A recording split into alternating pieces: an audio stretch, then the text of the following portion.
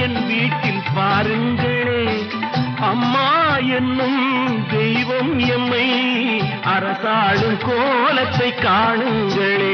கொடியில் இரண்ட மலரும்